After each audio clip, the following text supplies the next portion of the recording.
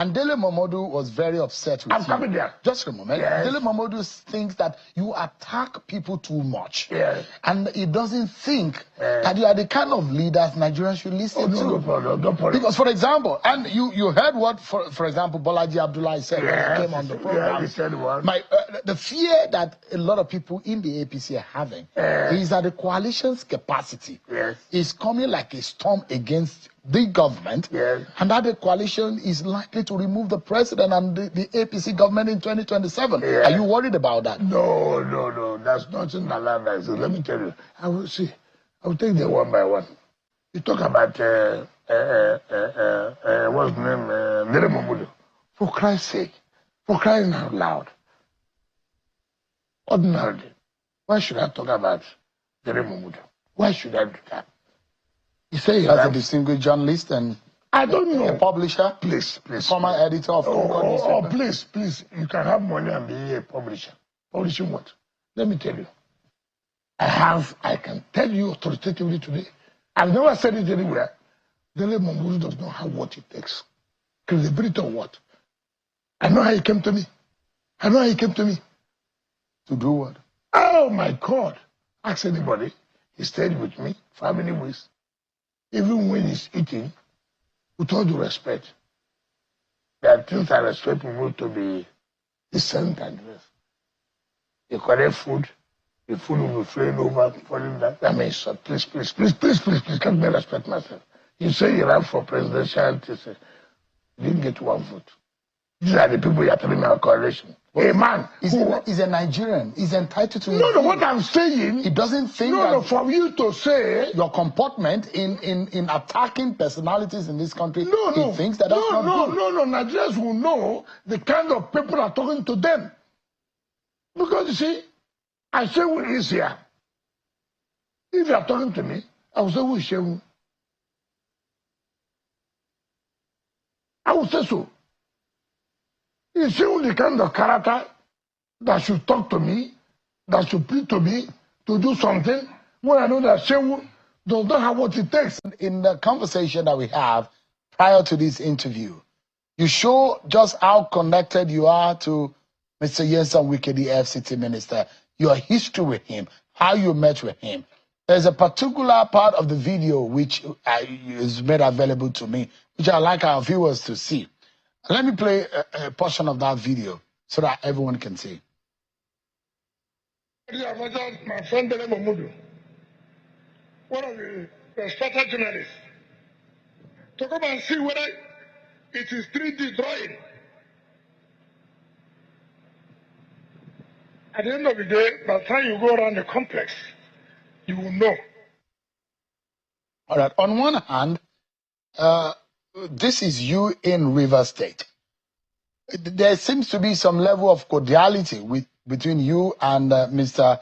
Wike, and which I'm trying to use this video to establish my very first question, so that Nigerians can know exactly those who want to lead Nigeria, the issue of what they need to bring forward in terms of he who comes to equity must come with clean hands. So again, this is you and Minister Wike, and it shows some level of conviviality and cordiality.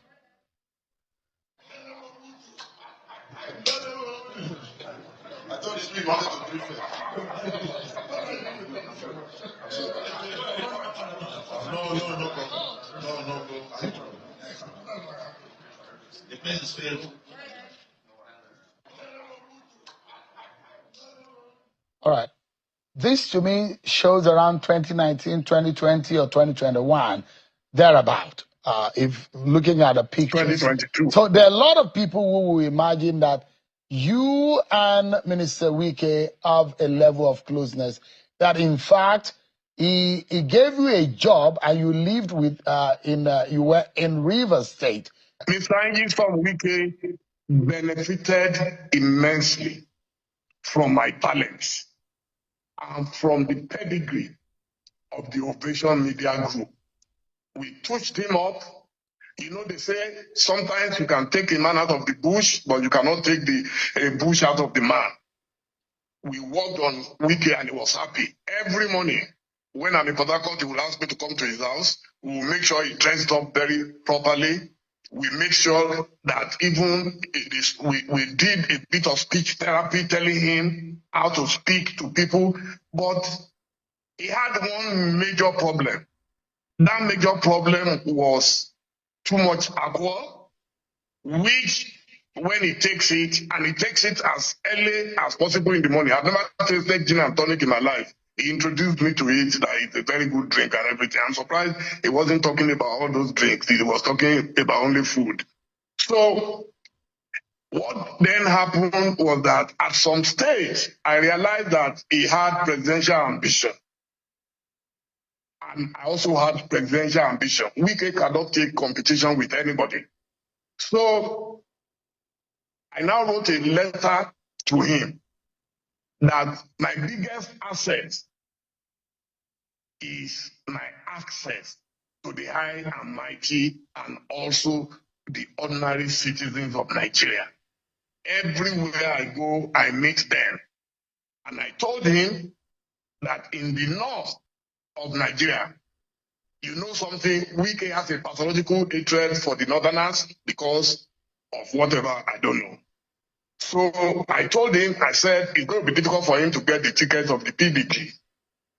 And I wanted to announce to him that in case he decides not to run, he should support me. From that moment, he got angry. But what I said came true. A former president of Nigeria sent someone to me, someone very, very top, that they should tell me not to waste my money on the PDP primary, that Wike had raised the stakes to $30,000 per delegate, 30,000 times 774 delegates. Of course, if you were to sell my family from first generation to the last generation, there was no way I was going to come up with that. And even if I could come up with that, I will never waste it. So you could hear Wike saying on your program, just before the primaries, on your program, when you asked him, so what do you think about the new entrants like Dele Momodu, and he just went, who is Dele Momodu? That was where our trouble started. When Wike needs you, when Wike needed Dr. Odili, he was very meek. When he needed the inpatient Jonathan, he was very meek. If Wike needs you, he will do anything in this life. You can see me sitting down in front of him. That is his car. He told them to remove the flag. That was his official car. And I appreciated him for it because he was telling me how he used to watch me and his boss, Amici, in those days, flying helicopter. What happened was Wike got power. He became chairman of Phobia for local government. And that was when his metamorphosis started. Of course, after power in Nigeria comes the spirit of money. Also very demonic if you don't know how to manage it well. So Wike started making small money. He pretended to be supporting his boss, Rotimi Amici. And then, thereafter, he had enough money to drink his choice alcohol from Akpeteshi, otherwise known as Gogoro. He started drinking the most expensive alcohol. I went into Google before this interview to check if there is any similarity or correlation between alcohol and drugs. And I got the confirmation I needed. That in fact, alcohol and drugs are one and the same. They perform the same effects in the drinker and the drunkard. So what I saw on display last Friday on your show showed a man who was absolutely soaked in esoteric spirits. A man who was on a different planet. He was no longer on our planet. Yes. Yes. Yes. I said it. Yes. My appeal to President Bola Ahmed Tinubu is that no matter what you are expecting to gain from Wike in 2027, Wike is not the kind of character you should promote. He's not the kind of young man who should hijack our common patrimony.